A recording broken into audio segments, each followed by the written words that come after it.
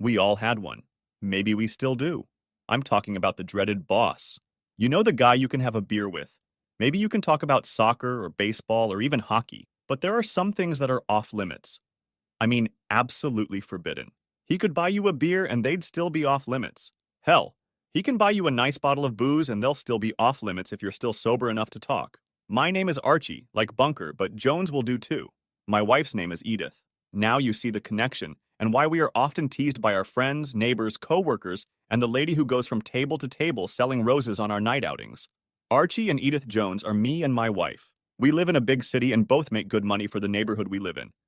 It's warm here year-round. Only occasionally do we have to pull out the electric blanket when a cold front comes through. I think the last time we did that was but that was a long time ago. One thing I can tell you for sure is that if the AC fails, we repair it faster than a dog runs away from a catfight. We were both still very young. At that point, we had only been married a month or two after our fourth wedding anniversary. Edith and I had been together as boyfriend and girlfriend since the first day of summer vacation after my freshman year of high school. She was going to spend the summer at her aunt's house in Virginia. So before she left, we decided to promise that we would be a permanent couple by the time she returned. We sealed that promise by giving each other our virginity the night before she left. When she came back that fall, we spent a lot of time hiding from our families until we got to know each other very, very well. I mean, getting to know each other in the biblical sense. Graduation went well for both of us. We were able to get jobs, exchanged rings, and then there was nonstop sex, at least for a while. But, as everyone knows, no man or woman can live their life on sex alone, no matter how hard they try. I guess it was inevitable that we would fall into a routine. After all, we'd been together for a lifetime. And after all, it had only been a few years. For young people like us, we were just kids. A lifetime can be compressed into a month away from mom's kitchen. We had given each other our virginity and, frankly, had never tried out for another sexual partner. At least I hadn't. I couldn't speak for Edith. She was my first love, and I was hers. That's how it seemed to me. But now I realize that my perfect life was just a fantasy. The day the wheels fell off the bus was unforgettable. My wife, Edith, and I had just finished dancing. You know the dance, when she says I need to lose a few pounds and I just keep moving, so to speak. So, I enjoyed the feeling of her body pressed against me. Since we both work, we don't always have the time or mood to do what we just finished. I slid down her body a little to lick away the small pool of sweat that filled the hollow between her breasts. And then I heard the words that make a man want to commit murder, when she said, "You know what your boss told me today?" All feelings went away. "No, honey, what did my boss tell you today?" I said the words loud enough for her to hear. "Don't forget that I was busy drinking the liquid of our love." She didn't even hesitate. "Bold as brass," she declared. "He said if I go to bed with him, he'll give you a promotion and a raise." I sat up so fast I must have scared her, because her knee flew up like a Saturn rocket and crushed my gonads. I didn't know what was worse. The fact that she'd said what she'd said about my boss, or the pain of having my balls in her throat. Regardless of the culprit, there was a lot of screaming, yelling, and crying. That's what came out of my mouth in the first 3 seconds. After that, I looked up from the floor and saw the shocked look on my wife's face. I hit my head on the end post, bounced off the dresser, knocked over a lamp that hit me right in the middle of my forehead. I suddenly felt like I was being held on a waterboard, and blood was running down my face. At that moment, a pain struck me in the middle of my back, and I seemed to lose consciousness. Let's not be silly. I know I blacked out. That's the only thing that can explain how I woke up to some dude in an angel costume, shining a bright light in my eyes. There was a lot of excitement, someone yelling, "He'll come to his senses." More angels appeared, more bright lights, and I was convinced. I died and went to heaven, and all these angels were throwing me a party about being among the elect. And that's when I realized it was a TOO and not a TOO. 2. One meant I was alive, and the other meant I was in heaven. The message of a wife proposal from my boss was still bouncing off my brain walls as my consciousness began to come back into focus. There were tubes coming out of my body like I was the center of the universe. The first real words I could realize were, "Calm down. There she is." When this angel entered the room, it was like the parting of the Red Sea. Everyone stepped aside as she demonstrated her superiority. She had earplugs in her ears, and she kept talking and giving orders left and right. She was holding my hands, checking my beautiful blue hair, squeezing my fingers. She pulled back the blankets, and I felt her gentle and almost tantalizing touch on my thigh. She moved to the bottom of my bed and gave me more and more orders, and I complied with each request to the fullest. Now that I knew they weren't angels at all, but a bunch of nurses and a bunch of doctors, I was able to relax. Slowly, they began to remove the wires that were preventing me from moving. Someone picked up a needle, and in a second or two, I was back in dreamland. It wasn't really a dream. I was back in that black hole again. But it was a very soft hole, and I was enjoying it. When I regained consciousness this time, I was watching television. Angels were appearing and disappearing from my world. But if the TV is to be believed, I had been a butterfly for about 2 days when I asked about my wife. You know, the butterfly emerging from its cocoon. In a very professional manner, they said she had been notified. What's going on here? I had been watching the cartoon channel on TV for the last 2 days, but my wife was still gone. In fact, they took the clicker thing away from me, so I could only watch what they, a group of angels who had now turned into devils, wanted me to watch. I'll be blunt, I wasn't getting answers to my questions. My wife was AWOL. I still had a tube in my weenie. That's what my mom called it. There was a tube that collected the nastiest smelling crap imaginable, and it all came out of me. Woo! But then came my perfect, bright, and shining truth. She would come 2 or 3 times a day and say she just wanted to check on you and see how you were doing. If she came by, it meant I was doing okay. She would look at my chart on the tiny computer, snap her fingers, and all the angels would come back to the room to take care of me. So I looked forward to her blessing me with her presence. On the 3rd day after I broke out of my cocoon, there was a rumble in the hallway outside my room. The door swung open and my wife, dressed in the latest technology, burst into my cramped space. "Oh, Archie, Archie, Archie, Archie, are you all right, darling?" She crossed the room and started showering kisses all over my face. The saddest part was that none of those kisses ever grew. They were doomed to die in a circle of thick red lipstick, which I immediately started wiping off with a napkin. What does that phrase mean? Dressed to the hilt. I think when I was alive, people used to say I was dressed to a 2, maybe a 3, but never a 9. When I got my wife to calm down a bit, I saw my boss standing in the doorway. What the hell is he doing here? Don't worry, honey. Rusty brought me to the hospital when I told him about you coming out of your coma. Why would you tell my boss that I woke up from a coma if he was the one who put me in it? I don't know what expression was on my face, but it wasn't a pleasant one. I've been awake for 3 days now. Where the hell have you been? Honey, you've been gone so long. This raises an excellent question. How long have I been in my cocoon? The person who has the answer has just entered the room. My angel came for a routine visit. While I was living and breathing, Rusty, the most hated man in my life at the time, was drooling over my doctor's ass. That alone would have made me get out of bed and kick his ass. But for some reason, I couldn't move. I could only guess that the tube coming out of my weenie and the bag filled with the secretions that usually came out of my ass had something to do with it. Rusty was one of the lucky ones. At least he was lucky on this day and at this time. But the time would come. I promised myself. The time would come. Several alarms sounded, and my angel doctor began clearing the room of contagion around my bed. After she finished her examination, she allowed my wife to return to the room. I then told her that if Rusty, that son of a bitch, came back, there would be a price to pay. I was then told that I had been in a coma for over 3 months. My angel told me that they had more scans of my brain and spine than the patients in the hospital.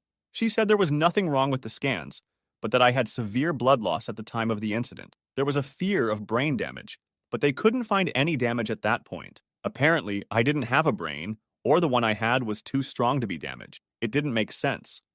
After all, I was in a coma for 3 months. That's when I was told that the coma was induced to protect me from any unseen damage. The word from my angel seemed acceptable, and I calmed down a bit after learning that my wife was spending her free time with my boss, Rusty the Snake. My wife stayed around for another hour or two. It was time for a shot to calm me down and rest for the rest of the day, before meals. That injection turned out to be my freedom. I woke up a few hours later and she was gone. The next day, I was put into the operating room to have my butt reconnected, and the nurse took the tube out of my pee hole. She offered me a choice, slow and easy or fast, to get it over with as soon as possible. I decided slow and quiet. At that moment, her hand twitched, my eyes glazed over, and I started chanting the mantra, "Oh, damn!" I was getting good dope, but they weren't that good. Later, when I was moved back into bed and the bleeding had stopped, I think, my wife was sitting next to the bed. My lunch was brought in while I was out of the room, but she ate it. So, being the new fresh butterfly that I am, I was able to talk a couple of nurses into calling the cafeteria and ordering something special. They brought me soft serve and gelatin. I would have killed for pizza, but I knew why they did it, and I had to put up with it or starve to death. You know what happens next. What came next was the dreaded rehab. For some strange reason, I had to relearn some things I had done all my life. I was learning to walk again. Wait, damn it, right here? I know how to walk. You just wait till you get up off the floor, and I'll show you how to walk. Fortunately, it didn't take long to sort out left and right. I was feeding myself, wearing a bib, and my wife was standing nearby, fussing about as if she didn't notice something more important going on in the world. Just go away, okay? I think I've got it all figured out. I was getting very impatient with my wife. She didn't hesitate. If I had known it would be this easy, I would have kicked her out sooner. Finally, the day came when I found my freedom. Praise hallelujah, I was on my way home. When the nurse wheeled me out to the front of the building, I was so happy. But I didn't know it wouldn't last. I knew I couldn't drive yet, but I thought my wife would respect me. As they closed the back door and I sat down, I looked at the front seat and guess who was driving? Come on. It wasn't my wife, but the guy who got me in this place? Yeah, it was a good guy, Rusty, my boss. When I saw the back of his head, I almost threw up right there in the back seat of my car. Well, it was my wife's car, but I paid for it. Doesn't that give me the right to claim it? I think it was my own stupid fault. The whole time I was in the hospital or in rehab, I never questioned why Rusty was even around. Rusty visited me in the hospital, but I think I would have done the same if one of my co-workers or friends had been injured. Of course, that makes sense. Doesn't it? Edith realized I wasn't in the mood to host and sent Rusty on his way. I received instructions from my angel, a stylish and very sexy female doctor at the hospital. I know it sounds crazy, but when I think of her, it makes me feel better. Maybe it was the fact that when she leaned in to check my eyes or test my reaction by probing parts of my body, I felt a slight tingle. I'm going to miss our flirtatious banter. Well, the view from the front of her robe was admittedly arousing. It felt a little strange walking into my bedroom for the first time since the incident. I was tired, so I was glad for the feeling of non-hospital sheets and the lack of that aroma that lets you know you're not in heaven. Unfortunately, it had been so long since I'd seen my bed that I'd even forgotten what it was supposed to smell like. That's odd, I thought. That's not the kind of stuff my wife puts in the dryer to keep everything fresh as a daisy. Well, I'm tired. I need to rest. When my strength was restored by a short nap, I entered the kitchen, following the delicious smell of the promised home-cooked dinner. What the hell is this? I thought, looking at the 2 dirty coffee cups in the sink and 2 plates of leftover scrambled eggs and hash browns.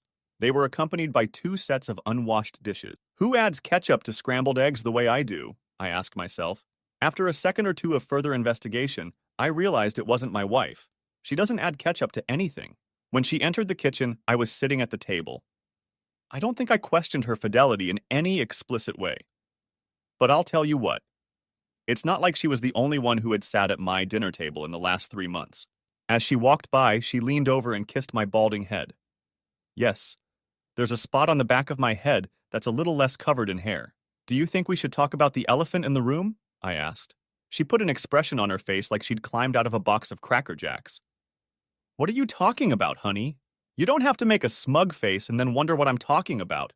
You know exactly what I'm talking about. Heck, I don't see this man at work that often, let alone in the hospital. Caught off guard, she immediately reverted to her standard defense. I just don't know what you mean, Archie. I mean Rusty, the man who offered me a pay raise if you'd go to bed with him. That guy. Remember him? Honest to a fault. This woman acted like I'd been living on another planet for the last, albeit long, time. Archie, honey, I would never do anything like that. You know I just love you and only you. She reached across the table and put her hand on mine. Now I remember. The situation slowly began to clear up. What do you remember, honey? She asked, as if begging me to forget that question. I remember that smell on my pillow when I was resting this afternoon. I paused and looked around the room as if a light bulb had just exploded in my head. It's the same aftershave that Rusty bathes in after his shower. It's so strong, his office remembers it at work. She laughed feignedly and said, These sheets are fresh. I put them on last night. That's exactly what I mean. Rusty slept in my bed last night, making love to my woman, taking advantage of my absence. Suddenly, I stood up. I was furious. I was screaming. The blood was about to drain out of my body, and I felt myself losing consciousness. Slowly and as calmly as I could, I sat up. My eyes drilled into my wife's. I don't need to hear some nonsense about how he helped change the sheets, or how he painted the ceiling, or helped you check the mattress to make sure this one was firm enough. I need to know what the hell is going on. Edith began to cry. She covered her face with her hands and began repeating over and over the phrase, "Forgive me. Please forgive me." I had to wait a minute or two to let my mind catch up with my body. When it did, my thoughts scattered in different directions. It was hard to make sense of what I had just heard. The constant tears and pleas for forgiveness. What will this story be about? You may have asked yourself the same question. At last, I pulled myself together, and the first thing I did was to try to calm Edith down so that I could make out at least one word she was trying to say. She was crying and trying to speak at the same time, and it was just a string of words that meant nothing. Even if a human tied it all together, it would make a programmer scratch his head. So I had to wait until she calmed down enough to realize what she was trying to say. I was fired. My job, she finally managed to whisper between sobs. Okay, you got fired. When did that happen? I asked. A week before our little accident. His blood pressure rose again. You were fired and you didn't see fit to inform me. I came to see you at the plant and Rusty was there. Did you tell my boss you were fired from your job? Before you informed me, 10 more points on BP. Well, he was so understanding and everything. Yeah, he realized the way right into my bed. I was close to passing out from the pressure on my chest. But when you went into the hospital, he kept you on staff and promoted you too. Jesus Christo, woman! I practically shouted. So you've been handing out treats since I got to the hospital? Well, she paused. Actually, it was a few days before we had a little mishap. You mean you already slept with him before you told me about his proposal? My whole body was ready to explode with anger. I had sloppy seconds, and that was with my boss. The biggest asshole this side of the moon. I paused to catch my breath. I have news for you. For him, and for the whole damn world. You can all just kiss my ass. I don't think I'm sure, but I think that's where I passed out. The next thing I remember was a sexy little girl looking at me through the plastic mask I'd put on to help myself breathe. A loud siren sounded very close by. And for some reason, my wife was holding my hand. Why would she hold my hand if I wanted to knock her on her ass? The hospital checked me out. They were going to keep me overnight to make sure I didn't cause any harm. I was okay with that. Maybe I would see my special angel again. When I asked the night nurse about her, she said she'd moved to another hospital. There was no point in going to the hospital anymore. Damn. I tolerated my wife's presence in my room for a while, but then I did persuade her to go home. We could finish our quarrel another time. The next morning, I got up bright and early. I called my brother to see if I could stay with him and his wife for a few days until I could find a place to hide from Edith. The doctors at the hospital had already told me I wouldn't be able to go back to work for another 2 weeks. And even after that, I had a lot of tests to go through. But at least this time, I was getting a complete picture of my life, and I was going to clean it up, willingly or unwillingly. I was just lucky. One of the nurses told my wife about my plans, and I had to face her again. I was sitting on the edge of the bed when she walked in with a face straight out of Mad Magazine. No makeup, her hair hadn't been brushed or combed since the previous day. She was loaded for bear, and she didn't give a shit about my shit. Totally caught off guard. From my point of view, you're the one who screwed it up. I was just trying to make our life a little better. Her remark about her lover patting her down hadn't quite gotten there yet. Who patted you down? Who the hell do you think we're talking about? Rusty, you idiot! Edith was on a roll, and I knew I couldn't stop her. I think we should screw him good, don't you? She moved away from the bed and sat down on a chair. When we're done, if you want, we can call it a day, or we can try to put this mess back together. When you talk about mess, you mean you and me. You think we can set his ass on fire and then kiss and make up? You know I'm a good kisser. She smiled, catching perhaps a crack in my feeling. Showing interest in her plan to ruin Rusty's life, I asked. What are you up to? I hate to say this, but for now we'll just have to act like everything is normal. I could see the wheels of revenge spinning in her head. It took a moment or two for the word normal to be memorized. When it did, the reality of the comment hit a sour note. So you're going to have to keep screwing this guy until we come up with a plan? My hand rose into the air and swung back and forth. Before I could say anything else, my brother, his wife, and a nurse entered the room. The nurse, as one would expect a person who was changing clothes to do, waited until all the hugs and good to see yous were over before saying anything. Mr. Jones, I've made some inquiries about the Dr. Daniels you asked about. I just nodded, waiting for an answer about my angel. Dr. Daniels is at Mercy Medical Center across town, she reported with a smirk. I paused to realize the nurse's odd smirk. Is there a problem with Dr. Daniels? Not at all. She's the best in her field. But you know she works a little differently than the average female doctor. Everyone in the room realized what the nurse was talking about before I did. But the best money can buy, she said, smiling a full smile. And this ass? Same answer, she said. The stunned look on my face must have been priceless. No one spoke, but they all grinned like a monkey throwing poop at people at the zoo. Well, I'll be damned. There was nothing more I could say. I was partial to a girl who was a guy, and besides, she was a beauty. I don't think it would have been wise to make that admission when my wife, or should I say my cheating wife, was in the room. As everyone looked at me for a comment, all I could come up with was this. I was hoping that she, or maybe, if you think I was at a loss, you're right. But I kept digging that hole. Maybe I can get someone to sign an early release so I can get back to work. My brother to the rescue. Let's get out of here and find a place where we can figure this out.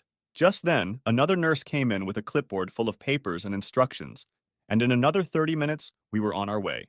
I wasn't going to get in the car with my wife, so my brother and I were in one car, and my wife and sister-in-law were in the other.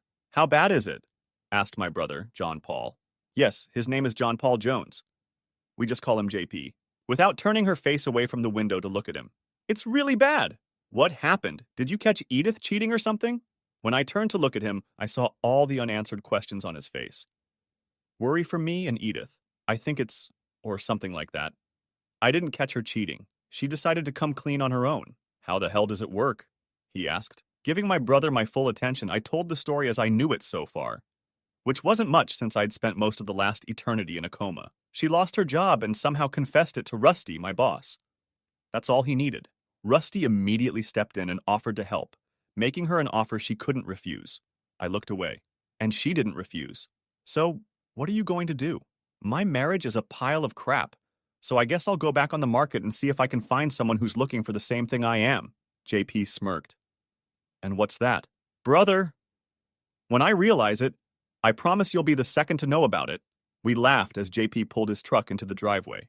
When the engine stalled and he pulled out the key, he looked at me and said, Do me one favor. Don't put this off until later. You and Edith need to sit down and decide what you're both going to do.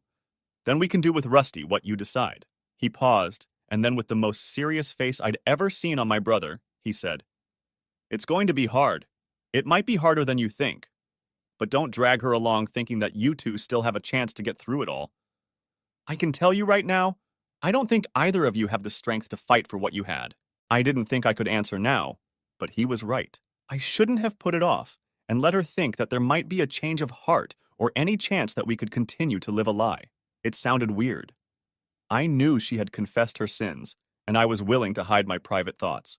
Just then, Edith and my sister-in-law Pam entered the room. Before anyone could speak, John told his wife that Edith and I needed a few minutes alone. Pam caught the joke about why we needed to be alone from the look on her husband's face. Edith and I went to the basement, and I heard her full story, from her words. When I pressed her, it turned out that Rusty wasn't the first. He was more like the third or fourth. She said it was all about the shifts I was working. She couldn't help but feel lonely and confused by the signals she was getting from other men. I explained to her as best I could that all men are male dogs, and so was I. It was then that I admitted that I liked my special doctor at the hospital. At that moment, I could see that she had resigned herself to the fact that it wasn't going to work out between the two of us. When I asked her why it took me 3 days to get to the hospital when I came out of my coma, she replied that she wouldn't lie to me again. She was in Las Vegas with Rusty, and he didn't want to go home, and neither did she. So all those tears and begging for forgiveness were just a ploy to get back to me?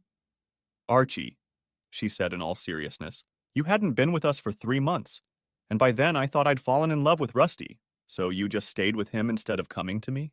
Moisture appeared in her eyes. Yes, in fact, I was sure Rusty and I would stay together. What made you change your mind? I, too, was beginning to feel the weight of my feelings. She leaned back in her chair and looked around the room as if she could find the answer on a plaque hanging on the wall. She shook her head. Rusty was in the shower in our Vegas hotel room, and then his phone rang. It was his ex-wife. I told her he was in the shower.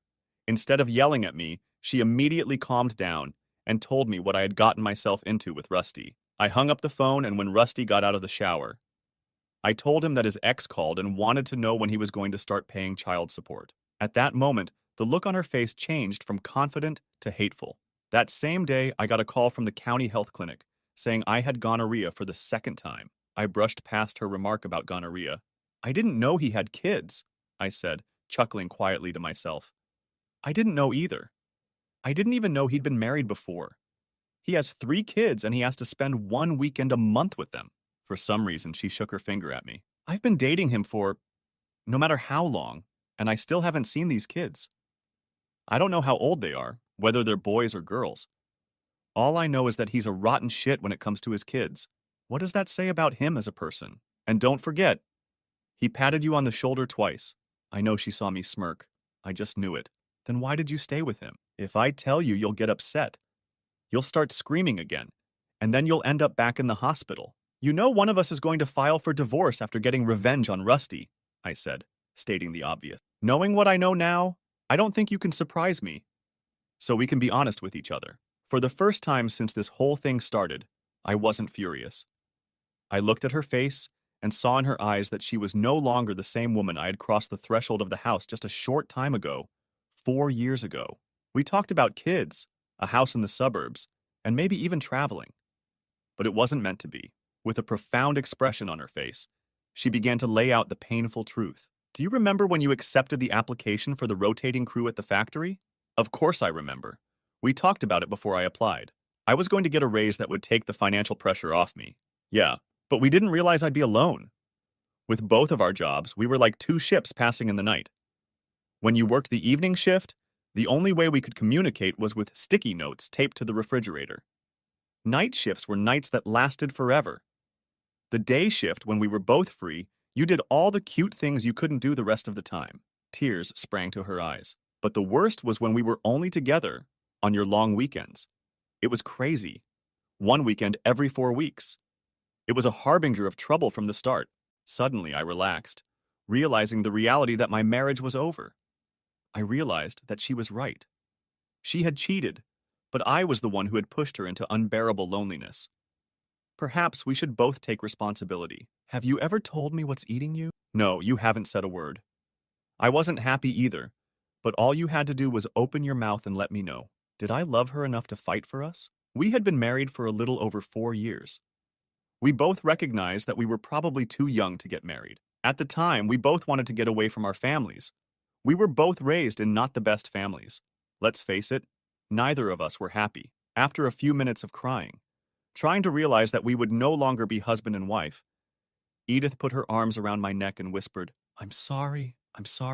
I loved you once, but I saw what was on the other side of the fence, and I couldn't resist. She paused for a second or two, then continued, no matter what anyone says, if you're looking for greener grass on the other side of the fence, it's not there.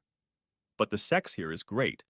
It's so great that if you get a chance to find out, don't hesitate to jump the fence. Who is this woman? I inquired quietly. This is definitely not the woman I thought I was going to spend the rest of my life with. We continued talking for over an hour. I realized it was time wasted.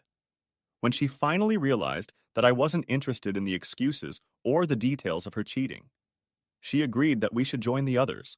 I should probably just drink up all the memories of the few incredible, enlightening hours I'd spent listening to Edith detail her sexual adventures. All the while, she was handing over her pussy, and I was thrusting in to provide for the two of us. In my nightmares, I had visions of her resisting our neighbor Bobby Johnson for a full 2 seconds before dragging his ass to our bed. Of course, there was also the story of her in the back seat of her boss's car. Then she confessed how she hooked up with my boss. It was nothing like what she'd told me before. She'd gone after him. She had seduced him at a company picnic a full year before she told me about his offer of sex for a promotion.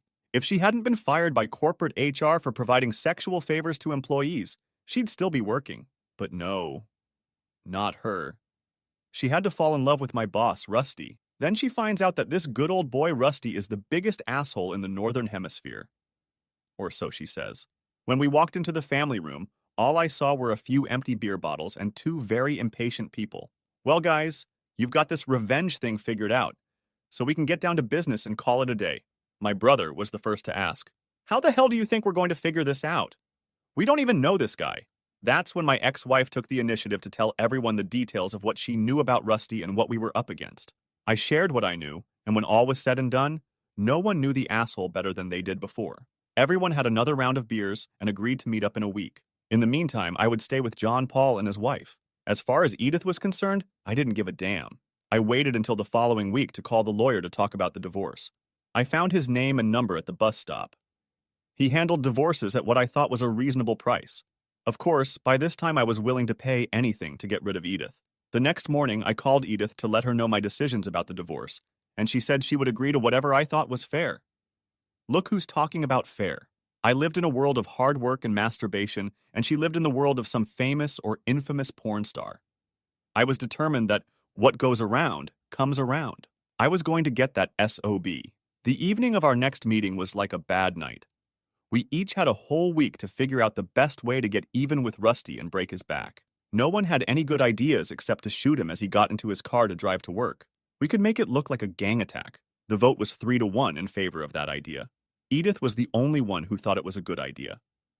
Another beer, and I made a comment about him looking at my dear angel's ass in the hospital. I saw the lights flash, but I didn't see or understand what my comment had to do with getting even with Rusty. It took about 30 seconds to bring me up to speed, and suddenly we had a plan. First, we had to contact Dr. Daniels and then convince her to go along with our plan. I didn't think that would ever happen, but to my surprise, she was willing to do anything she might find amusing. She even gave me a glance, and when we told her who the target was, her smile grew even brighter. My comment: "I think we have a winner." She looked around the room. "I'm supposed to meet my beau here. I don't think he'll show up. Lucky me, I guess. Can I be tonight's audience?" I raised my hand to signal the bartender to bring another drink, and she put her hand on my shoulder. "I don't drink," she said. "I don't date drunks. That's why I'm just waiting for my date." I wish I could say the same thing. Ever since I got divorced, it seems to be the only thing that keeps me from thinking about what my life, or maybe our lives, could have been. Imbued with sympathy, she said, "You really loved her, didn't you?" Looking at her face, I realized the truth for the first time. I don't think I loved her. She and I were two kids who wanted to run away from our families. We saw each other as a way to break free. It was the idea of breaking free from all the rules that only applied to us. Our parents had their own set of rules that they had to follow. We were just there to make it easier for them. Suddenly surprised by my openness. "Remind me never to let you get drunk." I was just making an observation. I was a little confused. "I'm sorry. But when you mentioned that I love Edith, everything fell into place. I mean the reality of the whole situation." I paused to push my glass away from me. "Thank you for being here. And thank you for helping me realize that my marriage was just a ruse. A ploy to make me feel like an adult when both of us, Edith and I, weren't ready for any kind of commitment. I think you're being too hard on yourself. Your marriage wasn't a ruse or whatever you call it. You were just too young to make that kind of commitment." The large group of loud men made the noise in the bar almost unbearable. I had to yell at my new friend, but she just shook her head in confusion. "Do you think your date will show up?" I asked, just as the group of men broke into another loud cheer. "I don't care at this point. Do you want to find someplace quieter?" The look on her face was almost pleading for someone to get her away from this noise. I suggested my favorite establishment in the area, McDonald's. She shook her head and we were outside, walking and enjoying the sudden quiet. The evening air blew across my face as we walked toward Mac's house. But as soon as we were out of the protection of the buildings, the refreshing scent of her perfume wafted. It was a delightful relief from the usual street odors. Trying to keep the conversation going, I asked, "Did you say you were married?" "Yes. Once upon a time, a million years ago. I have to admit it wasn't the happiest time of my life. And now you're divorced?" "Yep. And from what you say, you're divorced too," she replied. I stopped in the middle of the block and gently placed my hand on her arm to let her know I wanted to stop. I looked into her eyes and said, "Let's figure this out. You're just gorgeous.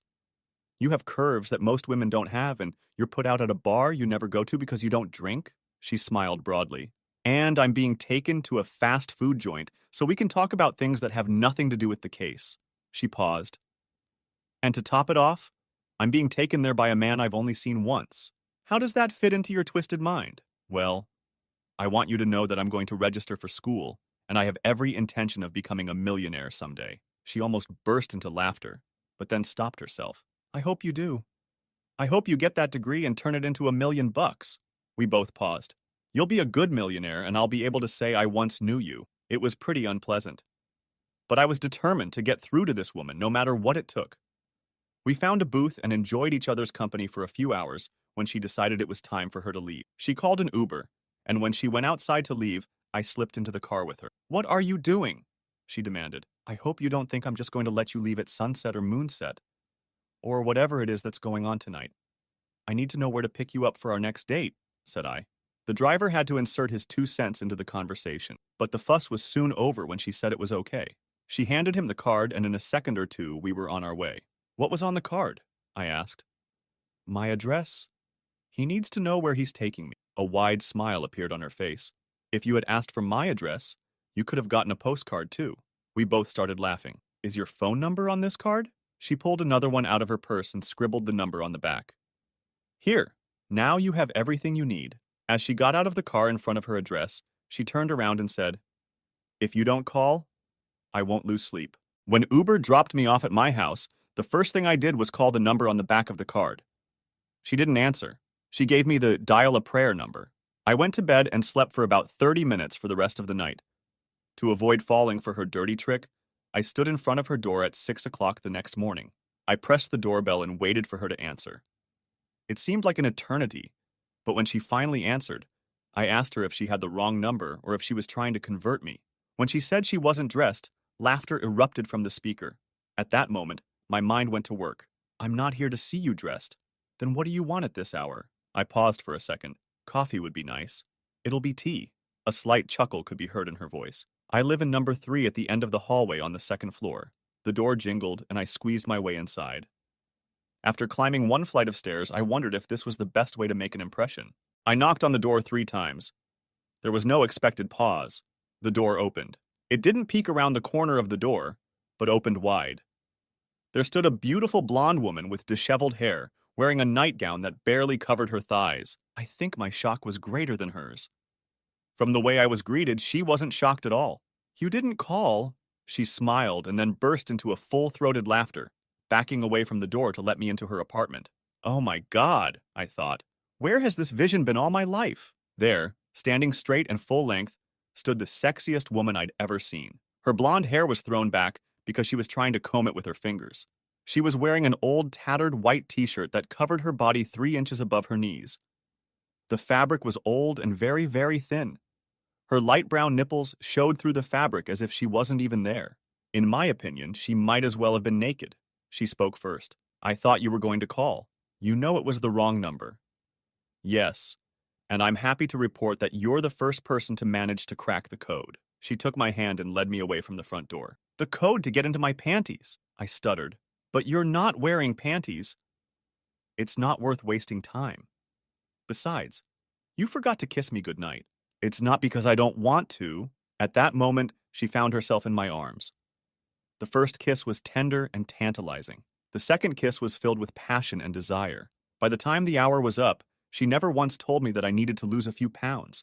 She didn't complain when I licked the sweat off her from our lovemaking. Her lips knew ways of loving a man that I had never experienced. When I reached for a condom, she jerked her hand away. "I haven't felt a man come inside me in a long time, and you're the one who's about to do it." And I had no regrets. I could feel the walls of her passion pumping into me like her body was milking a cow or a goat. The excitement was so thrilling that I was ready for a second round before we even finished the first. The afterglow seemed to last forever. It lasted as long as we pressed against each other. We kissed in the shower and caressed every inch of each other's body. She led me through our lovemaking like a lamb being led to the slaughter. These are moments I will never forget. Fortunately or unfortunately, depending on how you look at things, life is not a bed of roses. Jane and I spent a very happy weekend together. I was there for the incredible sex and the fact that she had furniture in her apartment and I had a bed, a few towels, and one big-ass TV.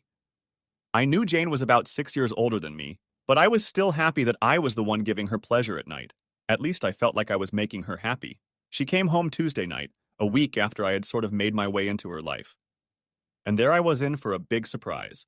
She went into the bedroom, showered, and came out dressed to the hilt. Her makeup was flawless. She looked like she was going to have a good time. "You told me we were going out and I just missed it?" I asked. admiring the beauty in front of me. You're not going to... I'm out. That caught me off guard. I don't understand. I thought we were so right for each other. Yes. She glanced at her watch. I think now would be a good time to explain it to you. She put her clutch on the table and sank into the chair across from me. I've been trying to tell you from the beginning that I'm not going to be cornered like cattle or a slave at the stove. A few years ago, my husband decided to cheat on me. He didn't just cheat. He bragged about it to his friends. I did everything I could to save our marriage. We went to a counselor and did everything you're supposed to do at times like this. It didn't help because he kept seeing this woman of his, and I had had enough.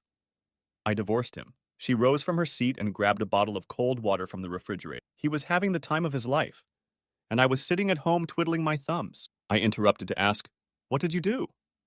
After that first night, we talked a lot about sex and sexual partners. Soon you'd think we were discussing buying a new coffee maker. It was never a taboo topic. In fact, it became quite an expected topic of conversation. She would tell me how many guys hit on her during the day, and I would let her know if I saw a great pair of legs or ass I wanted to try. Jane had her dates, and I went on dates too. We both seemed very happy with the situation. Oh, I was jealous sometimes, but mostly it was all part of the game. Jane even admitted to feeling a prick of jealousy more than once. She'd say she was thinking of playing, and we'd go out to see what would happen. Sometimes nothing would happen, but when it did, it was usually very good. We developed a large group of friends that we would play with from time to time. She went on dates, and I did the same. The most important thing in our lives was each other. Every time we played outside of our personal relationship, we rediscovered each other as the one person who meant something in our lives. One morning, Jane told me that she had heard about a new club about to open north of our town. She seemed excited at first, but as opening night approached, she began to have doubts. At least that was the impression she gave. "If you have any doubts about this new club, then we're just not going," said I, watching her pull a new dress over her head. "No, silly. I feel fine. I think we're going to have a lot of fun tonight, and I wouldn't miss it for anything." I just shook my head and agreed. It was an opportunity to have fun and meet many new people who practiced what Jane and I called lifestyle. We arrived a little late, and security was a pain in the ass for the first night. We went through introductions, payment of membership fees, and a tour of the new club.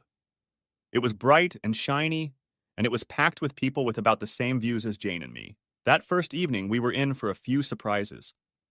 When we finally settled down to see what was going on, we froze in place. On the dance floor were two people we knew very well, our housemates Bill and Alice Johnson. Bill stood on the edge of the dance floor while his wife screwed his crotch with a man much younger than her.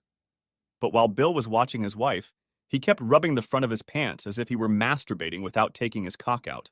That was against the rules in this part of the club. "What do you think of that?" I asked Jane, pointing at Bill and Alice. "What do you think of this?"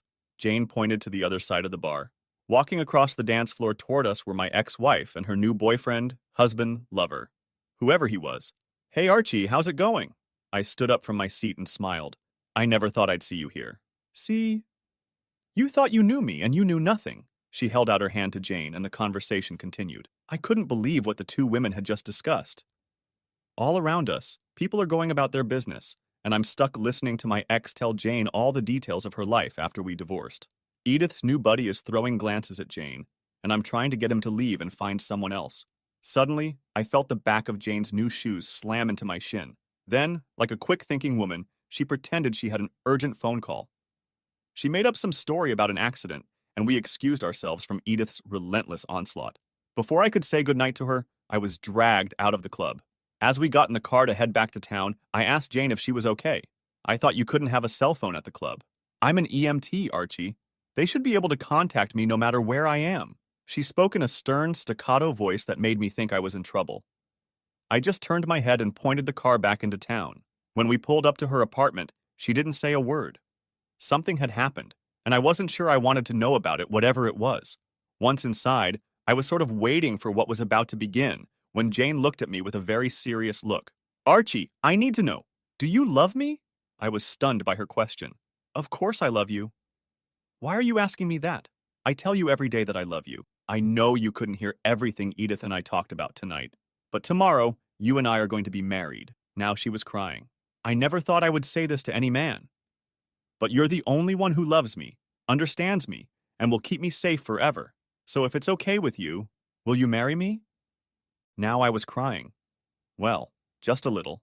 Later that night or early the next morning, I licked away the remnants of our lovemaking. I saw something new in Jane's face.